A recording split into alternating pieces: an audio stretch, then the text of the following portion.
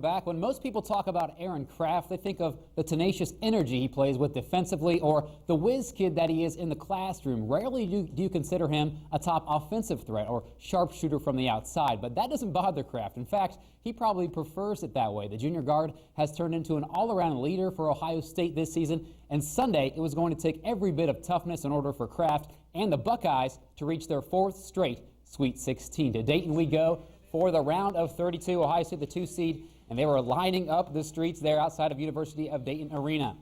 But Coach Fred Hoiberger in his third season for the Cyclones, he had them ready to play. But the Buckeyes coming out here, a little bit of defense on one end and on the other. This is Chris Babb for the Cyclones, a senior. He actually rolls his ankle on that play. He had to sit out the whole second half. Will that be crucial for the Cyclones? We'll see here in a bit.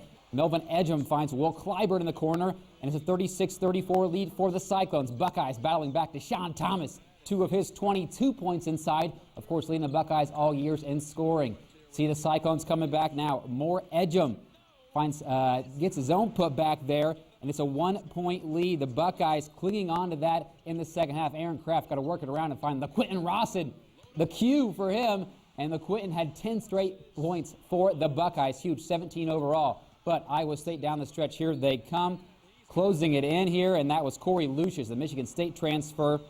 Ties it up for the Cyclones. Aaron Kraft, final seconds now. He pulls up for the 3. Nothing but nylon. Puts the Buckeyes up 78-75, and they hold on. It was 0.5 seconds left. Iowa State got one last second shot, but the Buckeyes escape in this one, 78-75. Here's what they had to say after the Hopefully 12's enough to stay, because some of the shots they hit were incredible shots. We knew that we were going to have to go wire to wire with Iowa State. They're a great team. They're a senior-led team, and to our credit, we did it. Defense is kind of where I hang my hat, and just trying to grow as a player, doing this team to help this team be successful, and that's what it was.